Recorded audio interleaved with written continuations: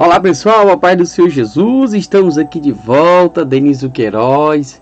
Quero já pedir desculpa porque eu não consegui postar a lição de número 1, a minha revista acabou chegando um pouco tarde, tá certo? Mas nós estamos aqui com a lição de número 2 e estaremos até a lição de número 13, assim o Senhor nos permita, tá certo? Para você que ainda não me conhece, eu sou o Denísio Queiroz, formação bacharel em teologia, pós-graduação em terapia familiar, aconselhamento pastoral e agora pedagogia, tá certo? Então vamos lá iniciar lição de número 2 com o tema o nascimento do Filho do Homem, que estudaremos aí o capítulo número 2 de Lucas, tá certo?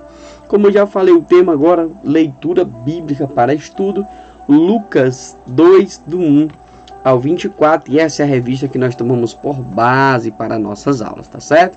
Textuário e verdade prática. E que hoje vos nasceu na cidade de Davi, o Salvador, que é Cristo o Senhor. Lucas 2:11.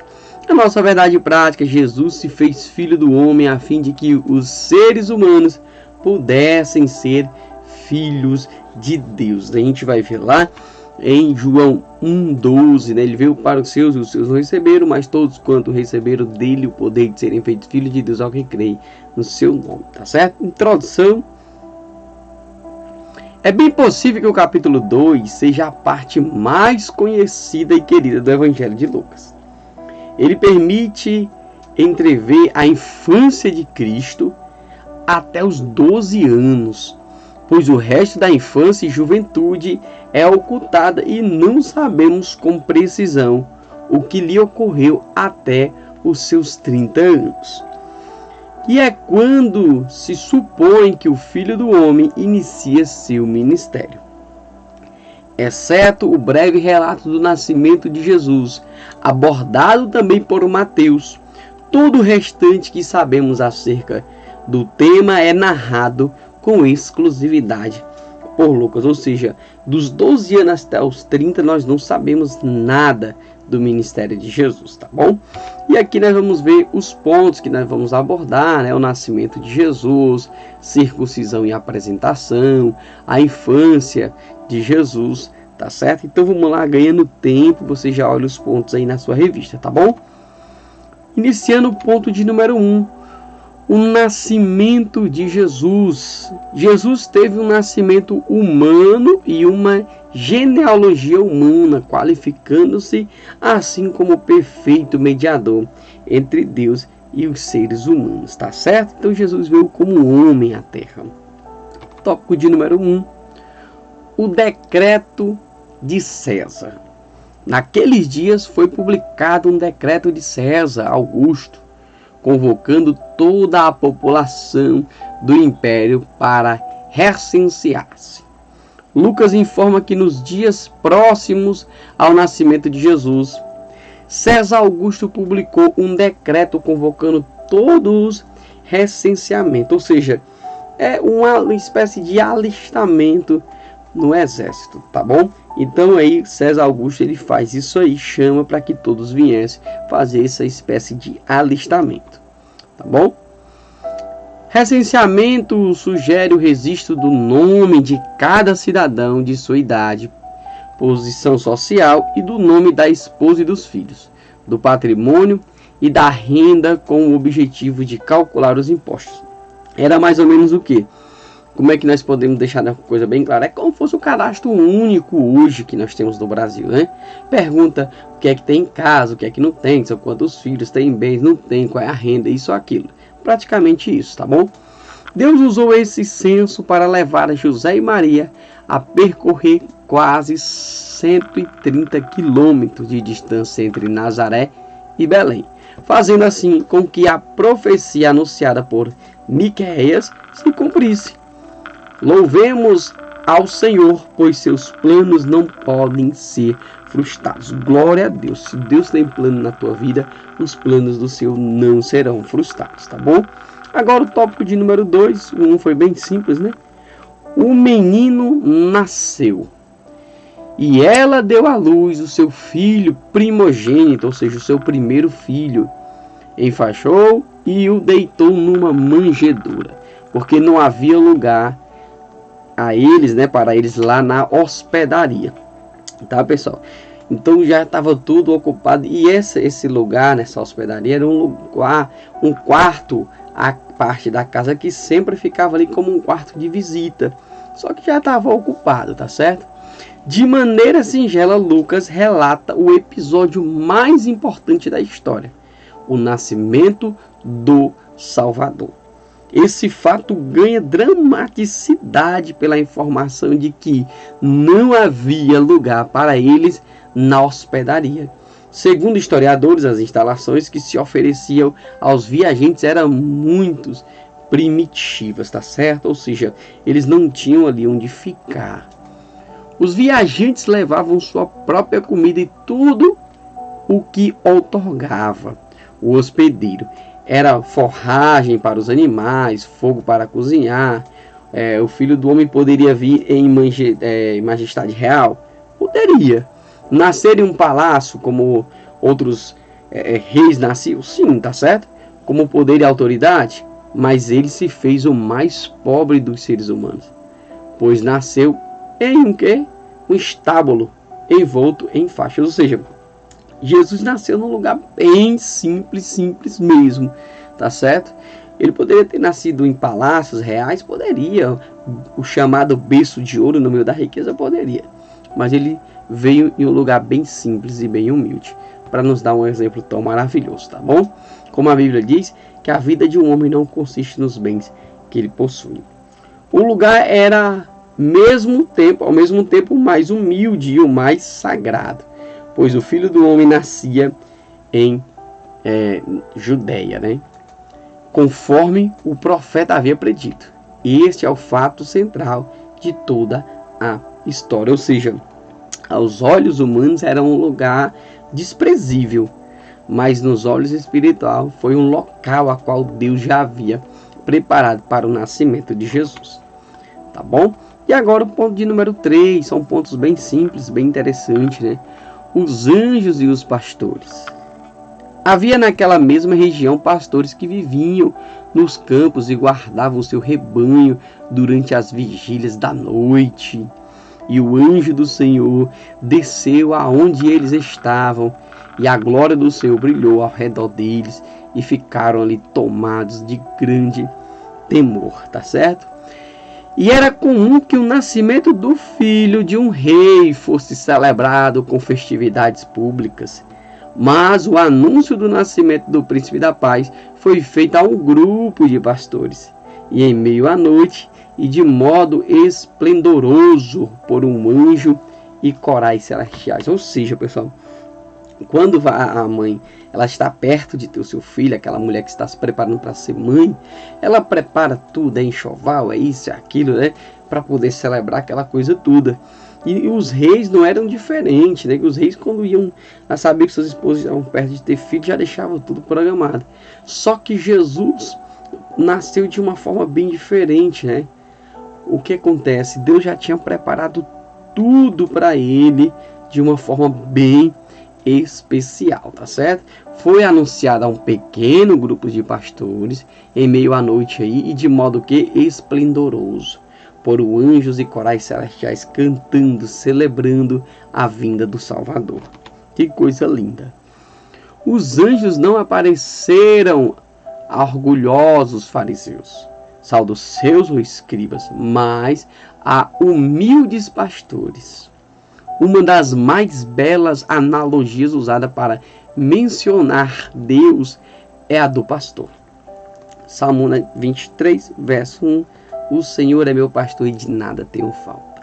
Portanto, nada mais apropriado que o bom anúncio do nascimento do Cordeiro de Deus, o bom pastor, fosse inicialmente feito a pastores. Ou seja, Jesus, que é o pastor da igreja de Deus, estava ali nascendo e foi anunciado aos pastores, não aos fariseus, aos saduceus, aos escribas, aos orgulhosos, aos reis, pelo contrário, aos simples e humildes pastores. O anjo tranquilizou os pastores a fim de que pudessem escutar a mensagem. Não temais. Era a frase preferida de Jesus. Ele veio ao mundo dissipar o abatimento, o desânimo, o pessimismo e o medo. Ainda hoje fala a alma perturbada: não temas. Não importa o que você esteja passando, o que você está enfrentando, a tua dificuldade, o Senhor te diz através dessa aula: não temas, porque o Senhor teu Deus é contigo por onde quer que andares. Ponto de número 2, circuncisão e apresentação. Olha que coisa linda. Sobre a primeira infância de Jesus, há 3 importantes acontecimentos relatados com exclusividade por Lucas. Primeiro, sua circuncisão em Belém aos 8 dias de idade, quando seu nome foi oficializado, ou seja, ao 8º dia Jesus foi levado para ser apresentado e ser circuncidado. Segunda apresentação no templo após os 40 dias de idade. Olha só, o primeiro Jesus levado aos 8 dias para ser circuncidado e aos 40 dias ele foi apresentado. E o terceiro ponto, os louvores de Simeão e Ana, que é o que a gente vai ver no decorrer da aula, tá bom? Então vamos lá, consagração de Jesus. Passados os dias da purificação dele, segundo a lei de Moisés, levaram-no a Jerusalém para o apresentarem ao Senhor. Ou seja, segundo a lei, Jesus veio, cumprindo aí a lei, seus pais levaram ao 8º dia para ser circuncidado. Fica claro que Jesus, mesmo sendo filho de Deus, nasceu sob a lei. O que é isso, sob? Sob a lei, muitas das vezes as pessoas confundem, acham que é em cima da lei. Não, sob é abaixo da lei, tá certo?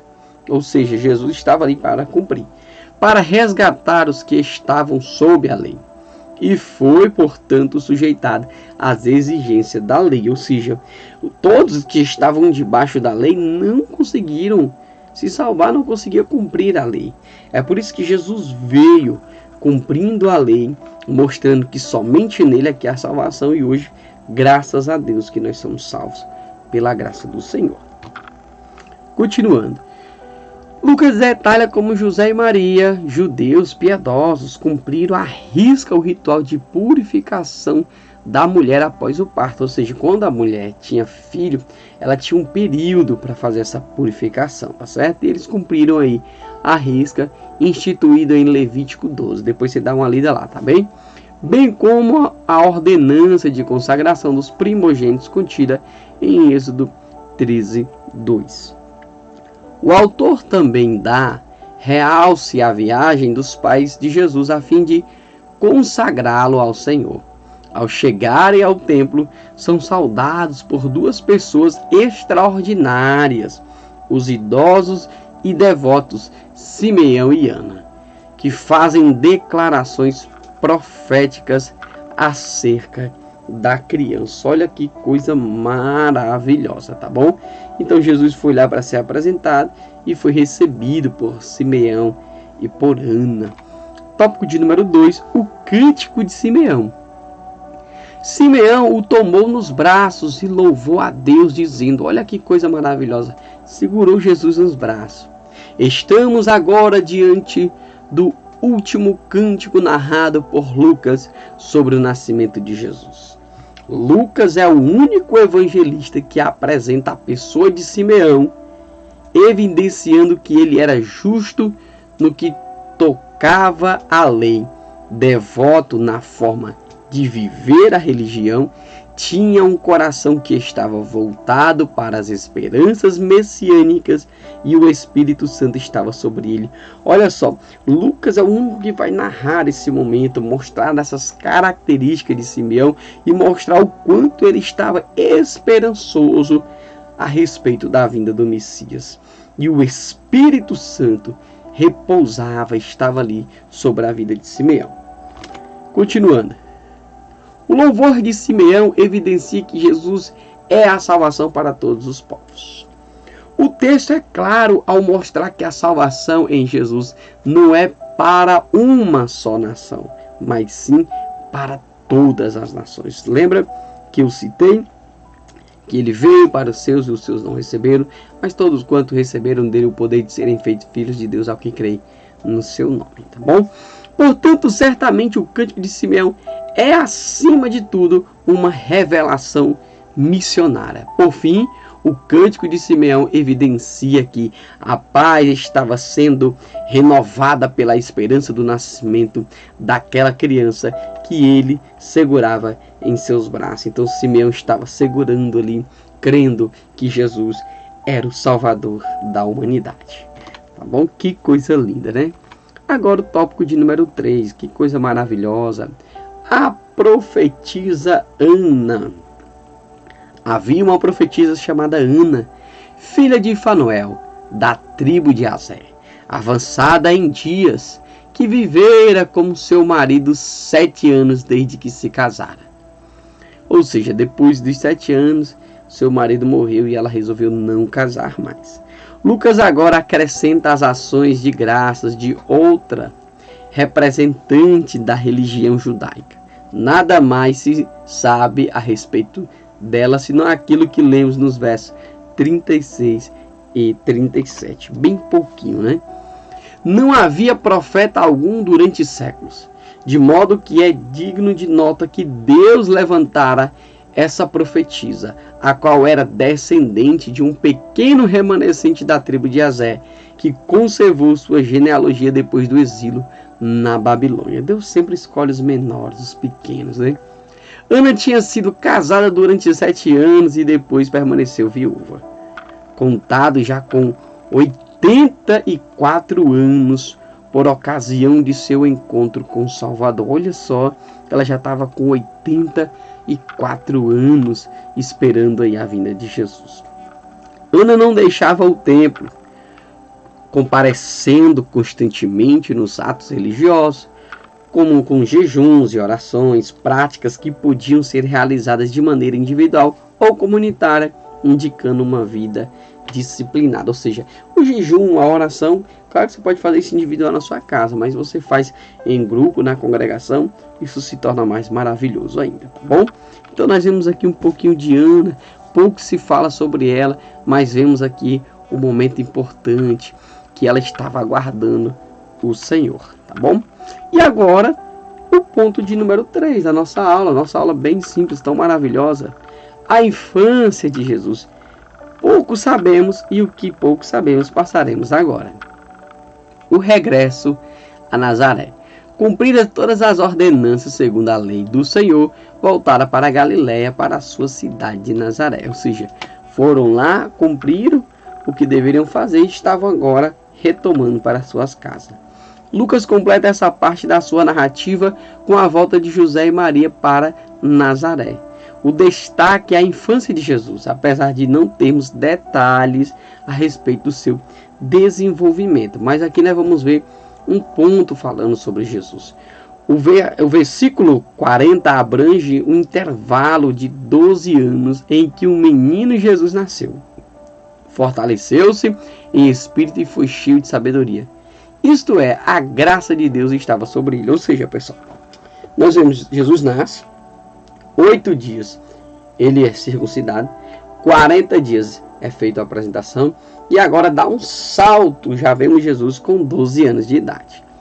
Jesus foi ao mesmo tempo filho de Deus e filho do homem. Quando se dizia filho de Deus, Jesus se referia à sua divindade.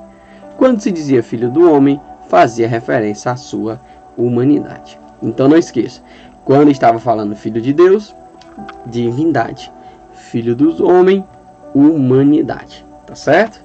Não esqueça mais disso.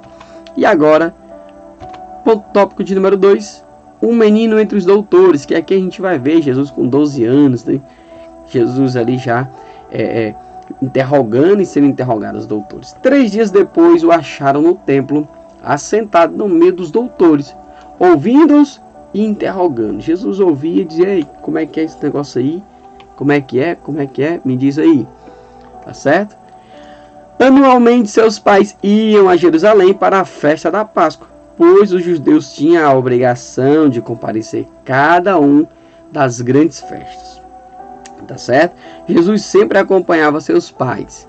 E em certo dia, depois de o terem perdido na festa, ele foi encontrado no templo, ouvindo e fazendo perguntas acerca da lei aos escribas ali reunidos. Pessoal, aqui é outro cenário, tá? Não é o recenseamento. O recenseamento foi lá onde Jesus nasceu. Aqui nós já temos um salto de 12 anos. E aí quando seus pais vão à festa em Jerusalém, acabam na volta não percebendo que Jesus não estava entre eles e voltam para ir atrás de Jesus. 3 dias depois encontram ele ali entre os doutores fazendo indagações, tá bom? Então vamos lá. Nesta ocasião Jesus tinha 12 anos, fato que pode ter conexão com a proximidade dos 13 anos. Idade em que os meninos judeus celebravam sua maioridade religiosa, tá? O fato de Jesus ter ficado para trás, sem que José e sua mãe soubessem, indica que Jesus tinha convivido com amigos e parentes como um menino normal, ou seja, tinha alguém ali conhecido. Jesus não estava perdido, tá? Os seus pais é que não perceberam que estavam voltando sem ele.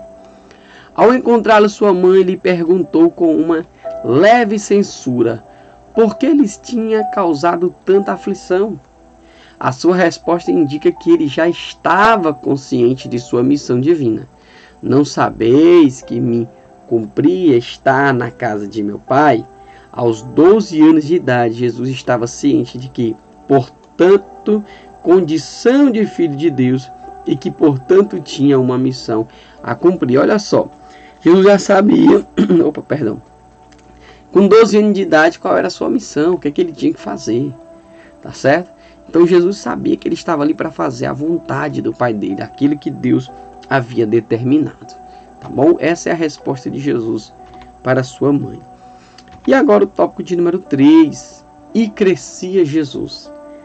E crescia Jesus em sabedoria, estatura e graça. Olha só, sabedoria, estatura e graça diante de Deus e dos homens.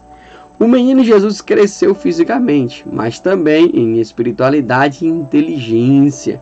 Mesmo criança, seu agir, seu proceder e seu falar eram sábios, bem refletidos e apropriados. Então, cresça não só fisicamente, mas cresça espiritualmente e cresça de forma inteligente. Estude, se capacite, busque, faça cursos, se possível faça a faculdade, sim, busque a inteligência, tá bom? Não para ser melhor do que ninguém, pelo contrário, mas para que você possa ter conhecimento. Jesus tinha excelentes dons e era cheio de sabedoria, o que significava que desde cedo era temente a Deus e guardava seus ensinamentos. Na exata medida que sua maturidade ainda infantil lhe permitia alcançar. Claro, né, que sem fugir dos limites. Jesus ainda estava ali como criança, mas era uma criança muito inteligente, direcionada pelo Espírito de Deus. O Filho de Deus cresceu como qualquer criança. Os versos 40 e 52 transmitem a mesma ideia e declaram que Jesus crescia espiritual, mental e fisicamente. Fato comprovado pela visita ao templo.